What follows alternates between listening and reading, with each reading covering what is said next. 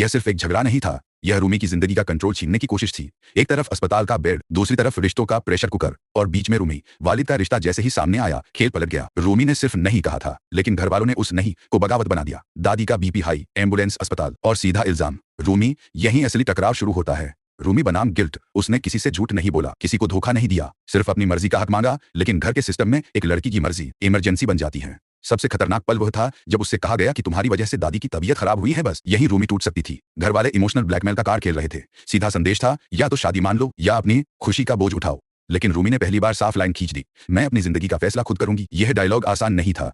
यह उस लड़की का ऐलान था जो सालों से समझौता करती आई है। अब सवाल यह नहीं कि वालिद अच्छा है या बुरा, असली सवाल यह है कि क्या रूमी को चुनाव मिल रहा है या नहीं। अस्पताल के कॉरिडोर में खड़े लोग हमदर्दी इकट्ठा कर रहे थे, लेकिन रूमी गिल्ट इकट्ठा कर रही थी। और फिर जब उसने सुना कि उसकी वजह से दादी नाराज हैं, उसकी आंखों में वही पुराना डर वापस आ गया। मजबूत बनना आसान होता है जब तक अपने लोग बीमार ना पड़ जाएं, वहीं से भावनात्मक दबाव शुरू होता है। खेल अब सीधा है, या तो रूमी झुक जाएगी सिर्फ इसलिए कि घर में सुकून रहे, या फिर वह खड़ी रहेगी और घर का सुकून हमेशा के लिए टूट जाएगा। मेरी भविष्यवाणी, अगले एपिसोड में रूमी या तो गिल्ट के दबाव में एक समझौता करेगी जो उसे अंदर से तोड़ देगा, या फिर वह घर छोड़ने का फैसला ले लेगी। सच बताइए, अगर आप रूमी की जगह होते तो अपनी मर्जी बचाते या अपनों का सुकून?